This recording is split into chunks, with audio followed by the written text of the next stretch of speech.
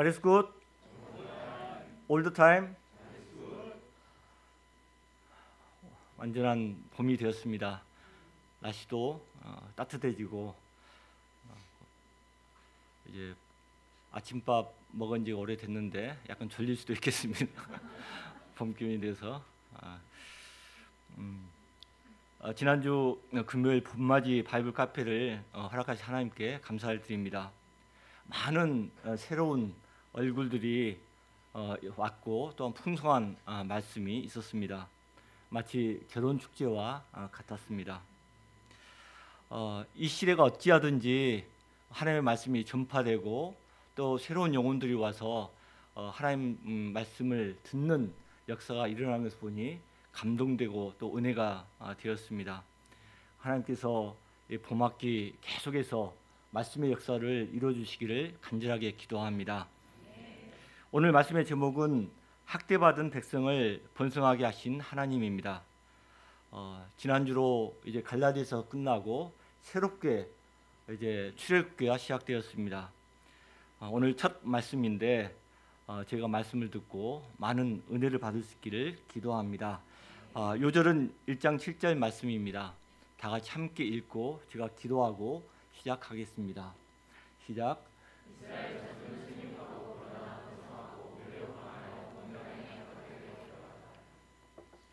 감사하신 아버지 하나님, 하나님께서 시대가 어찌하든지 살아계셔서 당신의 말씀으로 역사하신 것을 인하여서 감사합니다.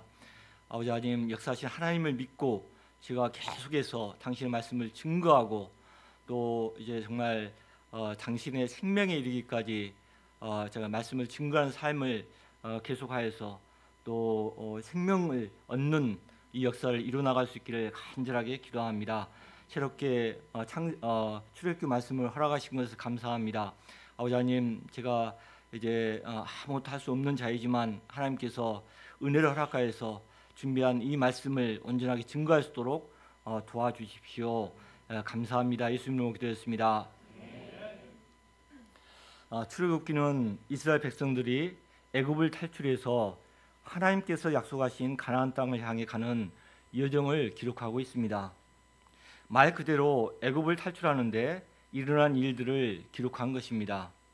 전반부 1장부터 18장까지 쓰는 하나님의 은혜로 이스라엘 백성을 구원하신 사건들을 이야기 형식으로 서술했고, 후반부 19절부터 40절까지는 출애굽 후 구원받은 이들이 어떻게 살아야 되는지 하는 지침을 주는 율법을 다루고 있습니다. 먼저 하나님께서는 구속하셨고 이후 율법을 주셨습니다. 복음서도 똑같이 강조하고 있습니다. 하나님께서 우리를 예수님의 피로 구원하시고 구원받은 후 거룩한 삶을 살도록 하십니다. 우리가 먼저 의롭게 살아서 구원받은 것이 아닙니다. 먼저 은혜로 구원을 받고 자유케 된 후에 바르게 사는 것이 신자의 삶입니다. 출애굽의 목적을 하나님은 19장에서 율법을 주시면서 분명히 하고 계십니다. 과거 애굽의 종에서 학대받던 백성을 구속하신 것은 그들 이제는 하나님의 소유된 백성, 제사장 나라, 거룩한 백성으로 삼고자 하심입니다. 이들 통해서 세상 만민이 하나님을 섬기도록 함입니다. 이는 예수님의 피로 구속하신 하나님의 우리를 향한 뜻이기도 합니다. 제가 봄학기 출애굽기를 통해서 우리에게 두신 하나님의 거룩한 뜻을 발견하고 순종하는 자들이 되기를 간절하게 기도합니다. 1절부터 5절입니다. 저자는 야곱이 낳은 12명의 아들들을 이름을 기록하면서 그들을 야곱의 아들들이 아닌 이스라엘 아들들이라고 부르고 있습니다. 야곱은 창세기 35장에서 이스라엘이라는 새 이름을 받습니다. 이 이름이 하나님 백성의 대명사가 되었습니다. 야곱에 대해 이르러 큰 흉년이 들었습니다. 그들은 애굽의 총리가 된 요셉의 도움으로 애굽으로 내려가게 되었습니다. 그때 그들의 모든 수가 몇 명이었습니까? 70명에 불과했습니다. 그런데 이러한 이스라엘 자손이 400년이 흐른 뒤에 어떻게 되었습니까? 나중에 출애굽할 때 유아 외에 장정이 60만 명이 가량이 되었다고 기록하는데 이는 여자와 아이들까지 합하면 적어도 200만 명이 정도 되는 큰 민족으로 성장했다는 것을 말하고 있습니다. 이를 볼 때 하나님께서 야곱의 후손들을 애굽으로 이주하게 하신 뜻을 우리는 보게 됩니다. 하나님은 창세기 12장부터 믿음의 조상들을 세우시고 그들을 통해서 믿음으로 산다는 것이 무엇인지를 보여주고 계십니다. 그리고 이들을 통해서 한 민족을 세우시고 이 민족을 통해서 세상 만민을 구속할 계획을 하셨습니다. 하나의 민족이 되기 위해서는 인구의 증가가 필수적인 일입니다. 그러나 가나안 땅은 짧은 시간에 인구 증가를 위한 적합한 땅이 아니었습니다. 그것은 척박하고 사방으로부터 침략을 당하는 위치에 있어서 번성하기에는 적합하지 않았습니다. 하나님은 이때 애굽을 포함한 근동 지역에 7년간의 대가뭄을 이용하셨습니다. 일찍이 요셉을 애굽의 총리로 세우시고 이 가뭄을 빌미로 이스라엘 족속이 애굽에 들어가 강대국의 보호를 받게 하셨고 요셉을 인정하는 바로 왕의 호의로 가장 비옥한 고센 땅에서 400년을 머물 수 있게 되었습니다. 이때 이들이 어떻게 번식하게 되었습니까? 다 같이 7절을 한 목소리로 읽어보시겠습니다. 시작.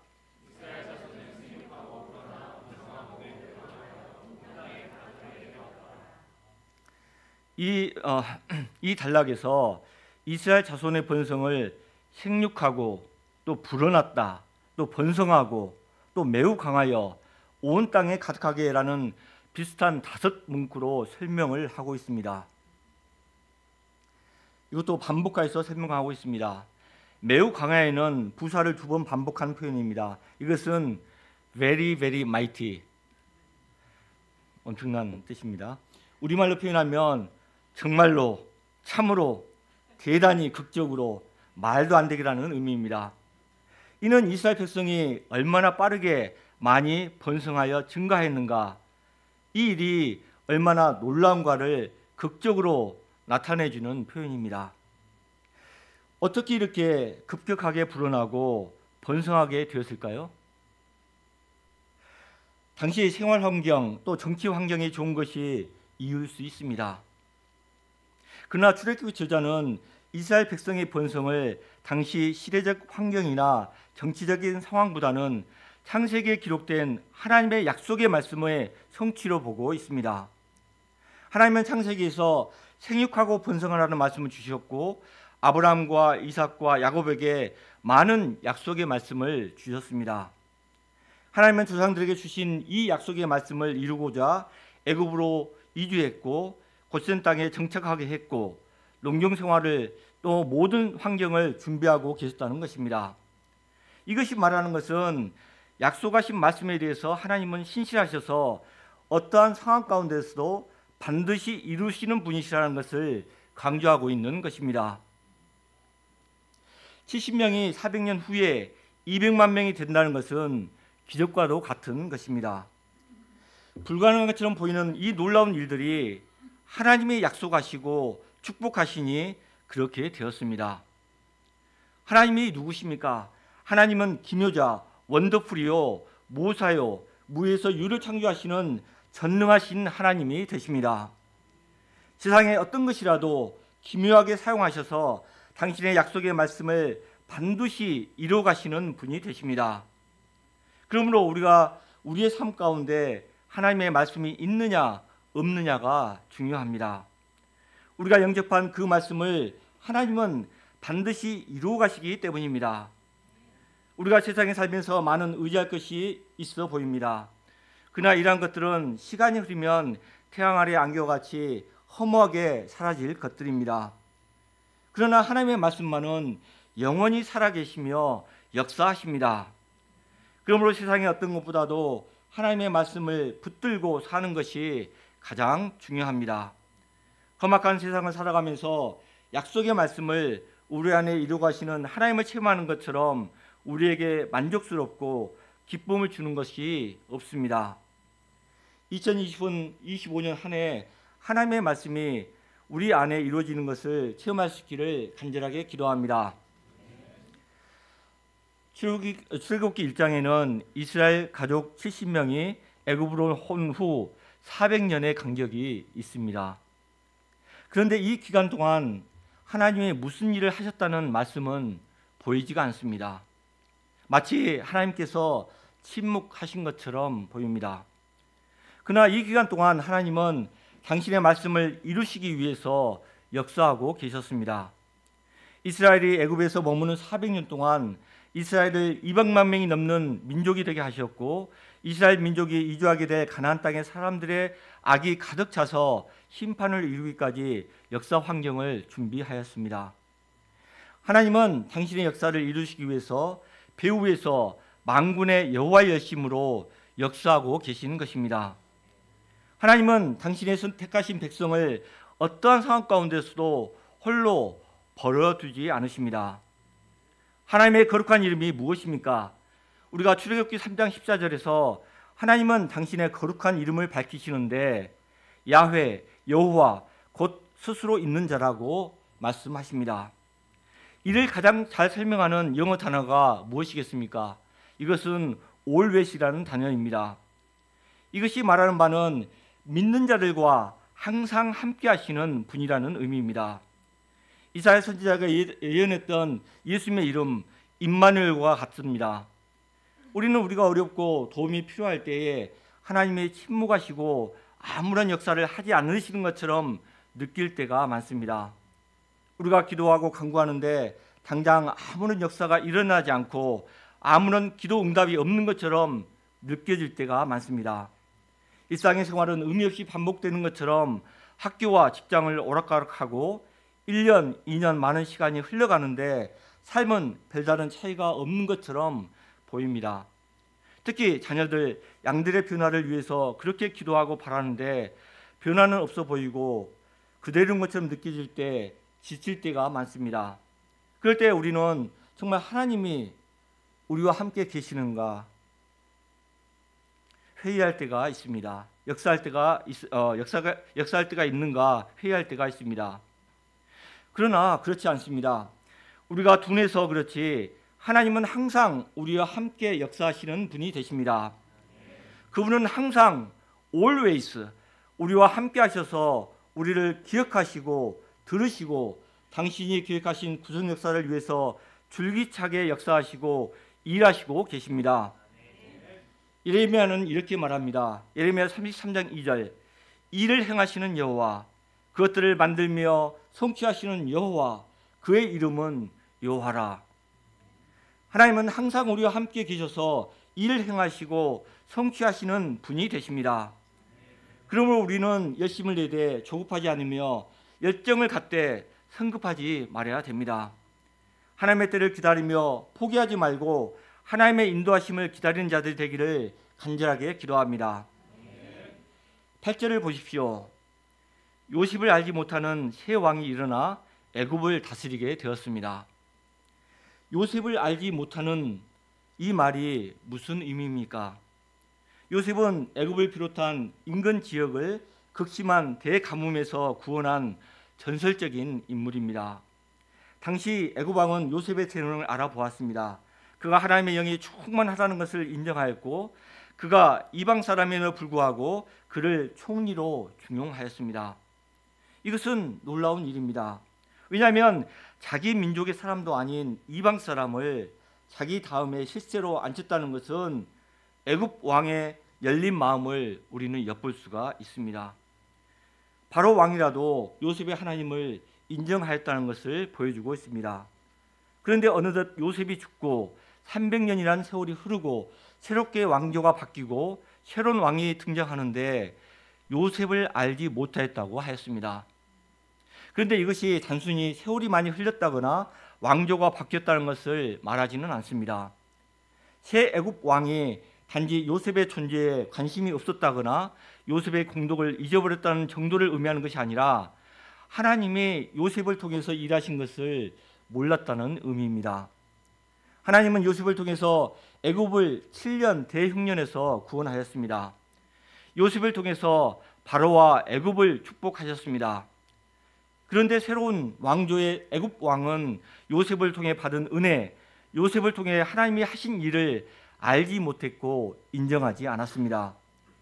요셉을 알지 못했다는 것은 하나님을 알지 못했다는 것, 나아가 하나님을 인정하지 않았다는 것을 의미합니다.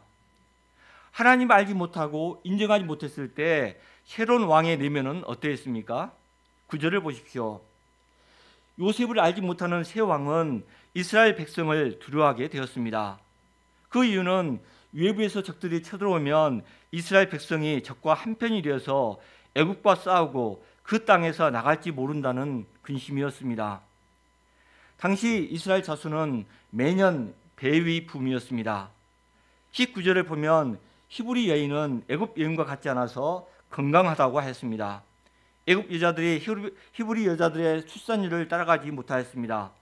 그래서 바로는 만약 이런 추세로 나간다면 히브리 백성의 인구가 애굽의 인구를 역전할 수도 있다고 생각을 했던 것 같습니다. 그런데 이스라엘의 숫자가 기하급수적으로 많아졌지만 아직 애굽의 인구와 비교할 만하지는 못했습니다.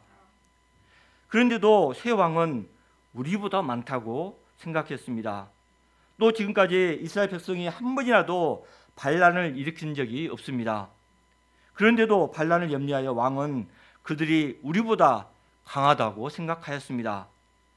객관적인 사실에 근거한 것이 아니라 근거 없고 실체 없는 두려움에 시달린 것입니다.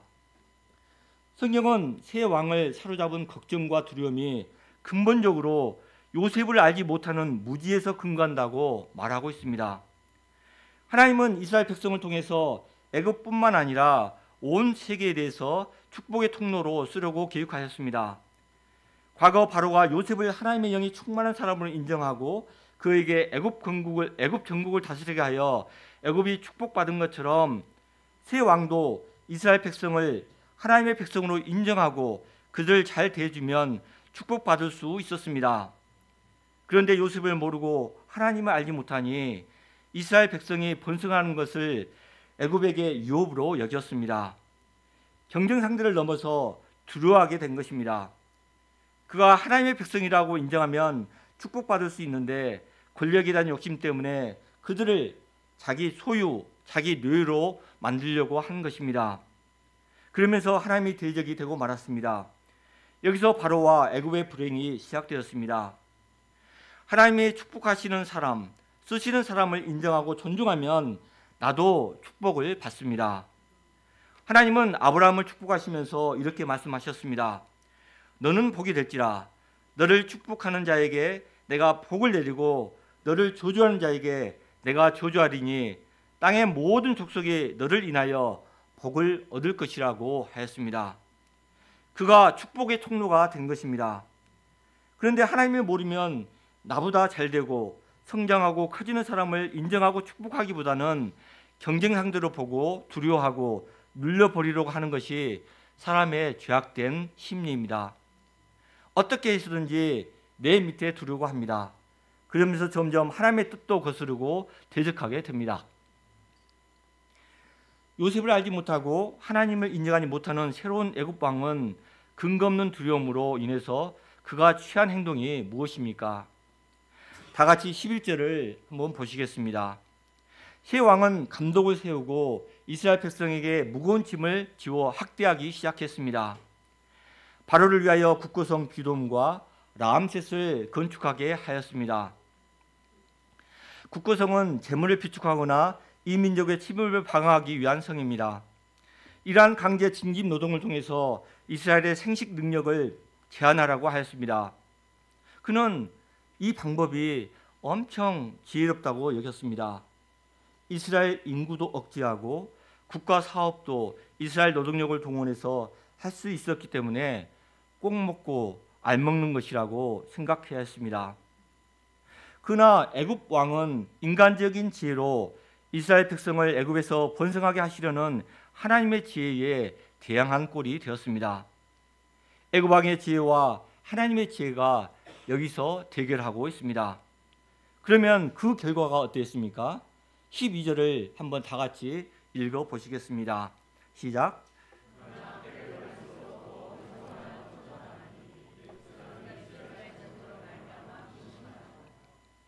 이스라엘은 학대를 받을수록 더욱 번성하여 퍼져나갔습니다. 새 왕의 계산과는 완전히 달라지게 되었습니다. 저자는 학대를 받을수록 더 번성하고 퍼져나갔다고 말하고 있습니다. 학대가 번성하지 못하는 억지력이 아니라 오히려 자양분이 되어버린 것입니다. 풍성한 환경에서 집에서 편안하게 지내던 배불뚝이 이스라엘 남자들이 이제는 강제노동을 하면서 못했던 헬스 운동을 하게 된 것입니다. 벽돌을 들어올리면서 스쿼트를 하고 무거운 짐을 들면서 데드리프트를 하였습니다.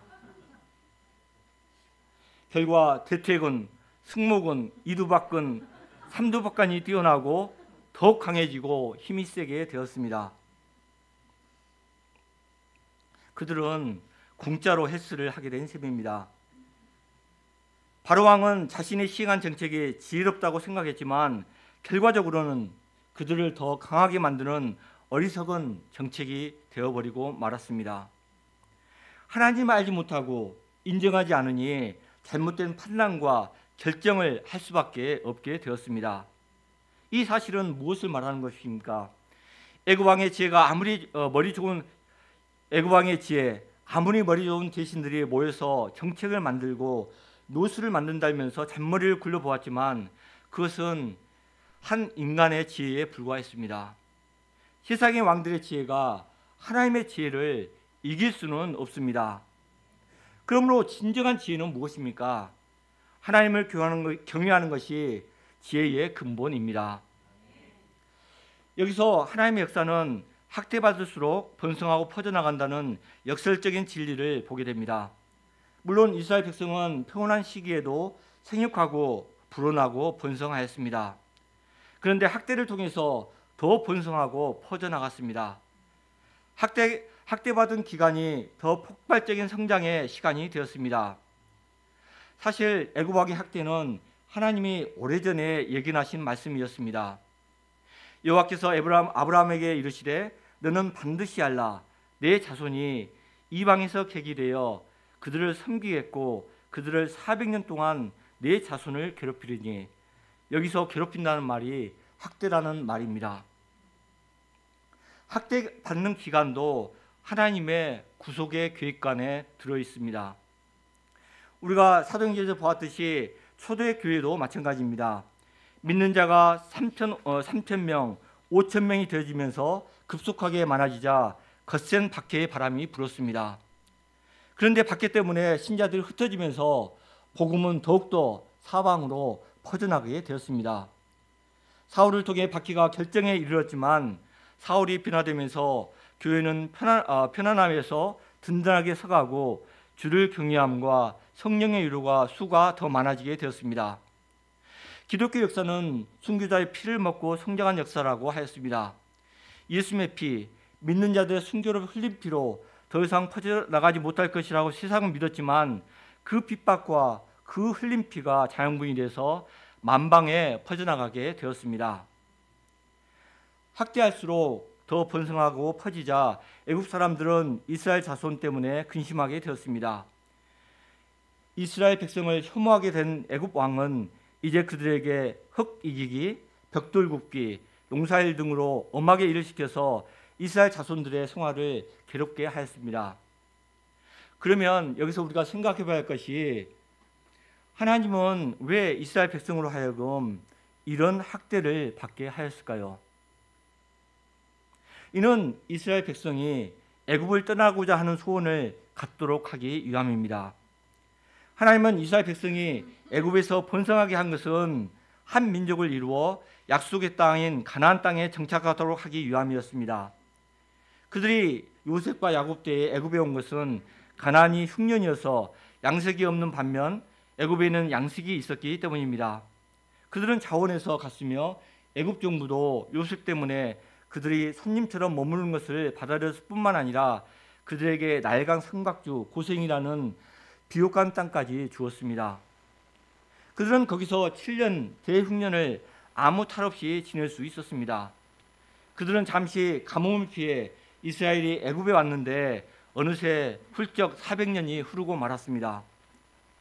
대흉년 7년이 끝나고도 그들은 고향으로 돌아가지 않고 왜 애굽에 머문 것이었을까요? 당시 구스 땅 나일강 삼각주에서의 삶은 유대 땅 산지에서의 삶보다도 더욱 쉽고 편안했습니다. 나일강 삼각주는 그들이 거했던 유대 땅과도 다르게 땅도 비옥하고 기후도 따뜻하며 눈도 내리지 않고 풍요롭고 안정되었습니다.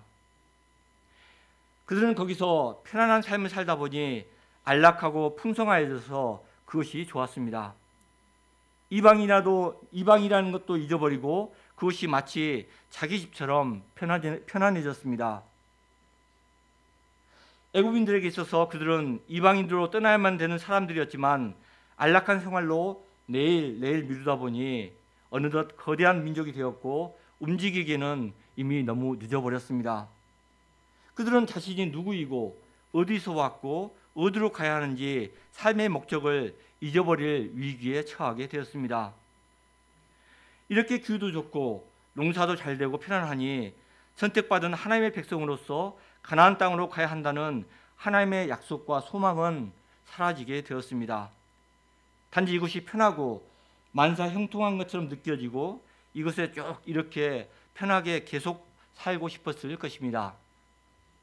이들의 마음, 만사 형통하며 이 땅에 영원히 살고 싶어하는 마음, 이게 혹시 우리의 마음이 아닌가요? 그러나 한 신학자가 이 땅에서 만사 형통하며 안락하게 살고자 하는 인간들에 대해서 그들의 문제를 다음과 같이 지적합니다. 만사 형통은 사람을 세상에 얽매이게 한다. 그는 자신이 세상 속에서 자기의 처소를 발견하고 있다고 느낀다. 그러나 실제로는 세상이 그의 내면에서 자신의 처소를 발견하고 있는 것이라.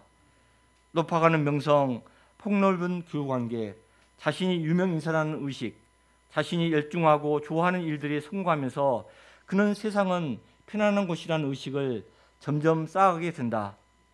그러나 이것이 바로 사단이라는 인류의 원수가 원하는 것이라. 반면 영원한 세상에 있는 생명을 누릴 수 있도록 만드신 하나님께서는 그들이 어디에서나 편안하게 느끼지 못하도록 효과적으로 그들을 지켜주고 계신다. 사단 원수들은 인간들이 장수하기를 원한다. 70년이라는 세월은 하늘나라에 묶여있는 그들의 영혼을 느슨하게 하여 세상에 대한 든든한 애착을 쌓아 올리는 어려운 과업을 행하기에는 그다지 긴 세월이 아니다. 하늘나라에 대한 인간의 열망은 지극히 뿌리가 깊기 때문에 이 단계에서 그들에게 애착을 갖도록 하는 최선의 방법은 정치학이나 과학이나 심리학 등에 의해서 장차 세상을 하늘나라로 변화시킬 수 있다고 믿게 하는 것이다. 유학하면 바로 이 세상에 우리가 영원히 거처할 처소가 아닌데 마치 이곳에 영원히 안락하게 거처하고자 하는 인간의 잘못된 생각을 지적하고 있습니다. 세상에 안락하고 편안하게 될 때 인간은 하나님의 주신 영원한 하나님 나라에 대한 소망을 잃고 살아가게 되는 위험성이 있습니다. 하나님은 이런 인간이 이곳에서 안락하게 사는 것을 방해하심으로 그들의 진정한 고향인 하나님 나라에 대한 소망을 일으키지만 우리의 원수 마귀는 이곳의 삶이 마치 모든 것인 양 이 땅에 코박고 살도록 이 세상에서 성공과 만사 형통을 준다는 것입니다. 그러면 이런 이스라엘 백성들의 생각을 바꿀 수 있는 방법이 무엇이겠습니까? 이곳이 편하지 않고 진절머리가 나게 하는 것입니다. 이 방법이 사실 우리가 원치 않는 고난이라는 방법입니다. 안락함에 젖어 있는 우리는 이 안락함에서 자발적으로 빠져나오기는 참 어렵습니다. 그러다가 잘못하면 이 하나님의 약속의 말씀, 생명의 말씀을 잃어버릴 위기에 처하게 됩니다. 하나님은 인생들에게 원망을 들어가시면서까지 고난과 환난을 주셔서 자신들이 어떠한 사람인지를 깨닫게 하십니다. 이 시대의 사주는 경제적으로 풍성하고 잘 먹고 잘 사는 데 목적을 두고 있지만 이것은 위장된 사단의 전술입니다. 믿는 자들은 이 땅에서 영원히 머물며 사는 자들이 아니라는 것입니다. 우리는 한낱 나그네요 이곳에 있는 동안 하나님의 구속 역사에 쓰임받는 것이 인생의 참된 목적과 행복을 가진 사람들입니다. 하나님은 당신의 백성이 이 땅에서 코박고 진정한 소망이 없는 삶을 살지 못하도록 이상치 않는 고난과 고통을 부여하십니다. 이러한 것들을 통해서 우리는 우리가 누구인지 어떻게 살아야 하는지 깨닫고 잃어버렸던 인생의 목적과 방향을 다시 새롭게 할 수 있습니다. 이처럼 이스라엘 민족은 400년 동안 고센에 머물며 살다 보니 혹시 자신들이 애굽 족속인가 하는 착각이 들었을 것입니다. 그러나 애굽 왕의 학대를 받음으로 자신들이 애굽 사람과 다르다는 것을 알게 되었습니다. 자신들은 애굽 사람들이 진저리치게 멸시하는 목축의 족속, 이스라엘 족속이었고 잠시 나그네로 극심한 가뭄을 피해 이곳에 피난 왔던 족속이라는 것을 깨닫게 된 것입니다. 그들은 이곳이 자신들이 머물 곳이 아니라는 것을 애굽 왕의 학대를 통해서 깨닫고 정체성을 확립할 수 있었습니다. 그리고 이 학대받은 경험은 그들이 하나님의 제사장 나라 거룩한 백성이 되는데 큰 도움이 되었습니다. 학대받은 자가 학대받은 자의 마음을, 나그네가 나그네의 마음을 이해할 수 있습니다. 하나님은 이 경험을 바탕으로 학대받고 나그네된 자들의 제사장이 되도록 격려하십니다. 너는 이방 나그네를 압제하지 말며 그들을 학대하지 말라. 너희도 애굽 땅에서 나그네였습니다. 바로 왕의 학대 정책으로도 이스라엘 인구 억제가 실패하게 되었습니다. 애굽 왕은 이번에는 새로운 시도를 하게 됩니다. 다 같이 15절, 16절을 읽어 보시겠습니다. 시작.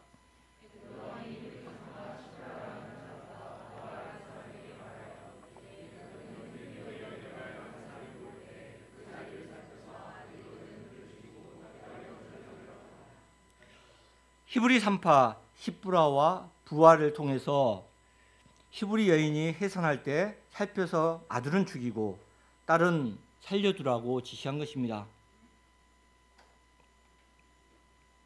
이제 히브리 남자들은 태어나자마자 죽임을 당해야만 하는 비극적인 운명에 처하게 되었습니다. 그러나 이 가운데서도 하나님은 신기하게 간섭하였습니다. 다 17절을 다 함께 읽어보시겠습니다. 시작.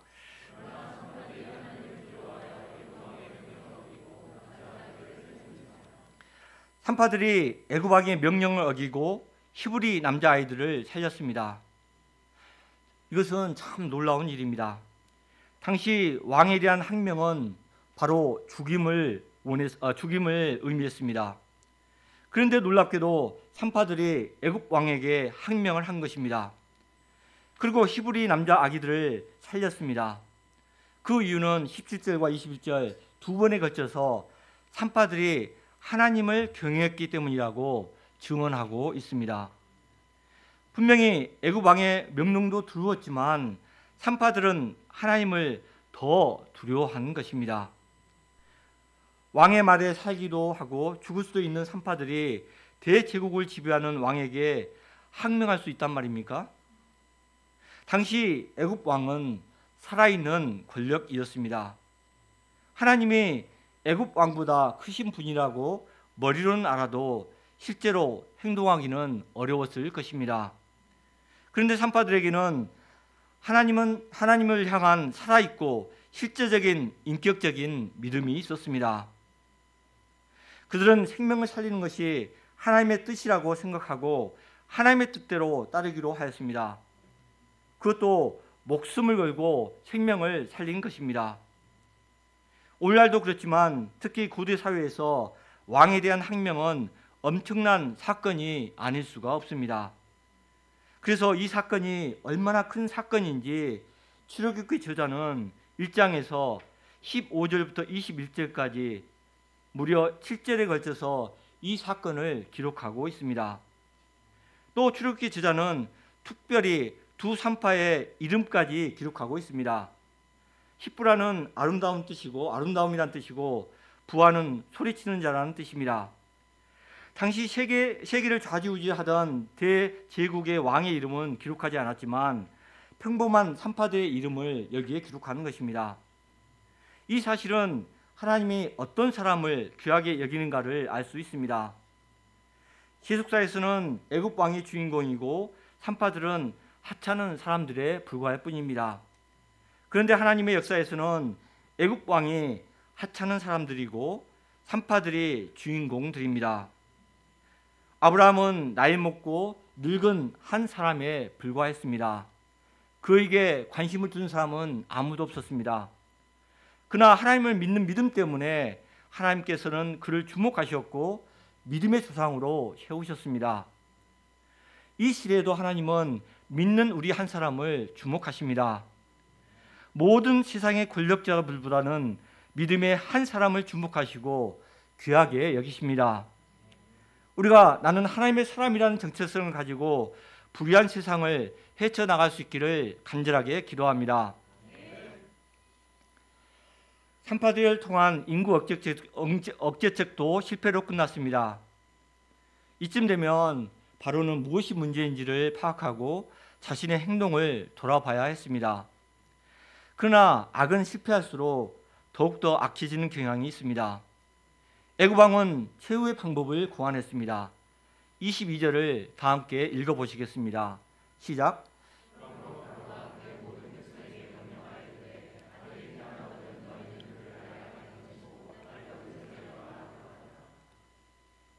이 방법은 앞에 두 가지 방법과 달리 공개적이고 전면적이고 굉장히 악마적입니다. 이제 산파 몇 명 정도가 아니라 이스라엘 백성 전체가 애굽 왕의 명령을 두려워하지 않으면 안 되게 되었습니다. 이 세 번째 명령 앞에서 과연 이 위기 속에서 이스라엘은 살아남을 수 있을까? 이런 상황 속에서 하나님께서는 어떤 방법으로 역사하실 것일까? 이스라엘 운명은 어떻게 될 것인가? 가슴을 졸이게 됩니다. 이제는 이스라엘 백성들은 어쩔 수 없겠지, 바로는 회심의 미소를 지었을 것입니다. 과연 바로의 뜻대로 되었습니까? 잠깐 2장을 보면 그가 내린 명령으로 물에 던져진 모세가 바로의 양자가 되고 그가 자라서 출애굽의 역사를 이끌게 됩니다. 바로 자신의 손으로 애굽의 지도자를 양생해 주는 꼴이 되고 말았습니다. 하나님은 이번에도 바로의 악한 계획을 사용하셔서 하나님의 구속 역사를 이루어가고 계십니다. 바로는 자신의 지혜로 하나님의 역사를 대적하고 있습니다. 그러나 하나님은 그의 악한 계획을 이용하셔서 모세를 키우시고 출애굽의 역사를 일으키십니다. 그의 악한 계획은 오히려 장자쟁을 일으키는 원인이 되었고 그의 아들이 죽고 애굽의 모든 장자들이 죽는 사건의 발단이 되었을 뿐만 아니라 홍해 사건 때 애굽의 남자들이 홍해에 빠지는 원인을 제공합니다. 하나님은 그의 악한 계획을 철저하게 무력하게 하였습니다. 고린도전서 1장 19절 20절은 이렇게 얘기하고 있습니다. 내가 지혜 있는 자들의 지혜를 멸하고 총명한 자들의 총명을 피하리라 하였으니 지혜 있는 자가 어디 있느냐? 선비가 어디 있느냐? 이 시대의 변론가가 어디 있느냐? 하나님께서 이 세상의 지혜를 미련하게 하신 것이 아니냐? 현실을 살다 보면 바로가 눈에 보이고 하나님은 옆이 없이 멀리 있는 것처럼 보입니다. 하나님을 두려워하기보다는 현실적인 바로가 더 무섭고 떨립니다. 바로는 살아있는 권력에서 눈에 확 다가오고 피부에 와닿기 때문입니다. 그들은 직장에서 나를 지배하는 직자 상사이고 내게 학점을 좌지우지하는 교수들이고 내게 불이익을 직접 줄 수 있는 사람들이기 때문입니다. 그들이 부당한 명령을 하더라도 우리는 두려워서 쫄기 쉽습니다. 그러나 분명한 것은 하나님은 살아계셔서 역사하는 분이시고 그분을 두려워하는 자들은 그분을 두려워하는 자들을 하나님께서는 인정하신다는 것입니다. 결국에는 하나님을 믿는 믿음이 승리하게 됩니다. 지금 내가 당한 여러 가지 부당한 일들, 핍박과 학대까지도 믿음의 승리를 위한 작은 불씨에 불과합니다. 우리가 하나님을 굳게 믿고 여러 가지 어려움들을 이겨나갈 수 있기를 간절하게 기도합니다. 하나님을 경외하는 산파들과 같이 어렵고 힘들수록 하나님을 두려워하고 말씀에 순종한 자들이 되기를 간절하게 기도합니다. 반드시 하나님께서 우리에게 승리를 주실 것을 믿습니다. 또 우리가 이 시대의 영적인 산파들이 되기를 간절하게 기도합니다. 죄악의 물결이 갈수록 거센 시대입니다. 사단의 세력은 젊은 영혼들을 이 죄악의 바다에 빠뜨려 주기로 합니다. 하나님은 우리를 통해서 이러한 젊은이들을 구원하시기를 원하십니다. 우리가 하나님을 두려워하고 믿는 믿음으로 한 생명을 귀하게 여기고 이들을 구원하는 역사를 감당하는 자들이 되기를 간절하게 기도합니다. 2025년 출애굽기 말씀을 통해서 우리의 모임도 어려움 가운데 번성하고 성장하는 역사를 이뤄나갈 수 있기를 간절하게 기도합니다. 제가 기도하고 마치겠습니다. 감사하신 아버지 하나님, 하나님께서 이제 당신의 말씀을 이루어 가시고 역사하시는 분이심을 가르쳐주셔서 감사합니다. 아버지 하나님, 약속하신 말씀을 반드시 이루어 가신 하나님을 인하여서 저희가 믿고 의지할 수 있는 힘을 얻게 됩니다. 아버지 하나님, 이 세상 살면서 여러 가지 이제 부당한 일들 또 많은 고난이 있지만 그 가운데 하나님께 나아가서 하나님을 깊이 체험할 수 있도록 도와주시기를 간절하게 기도합니다. 출애굽기 말씀을 축복하시기를 간절하게 기도합니다. 예수 이름으로 기도했습니다. 아멘.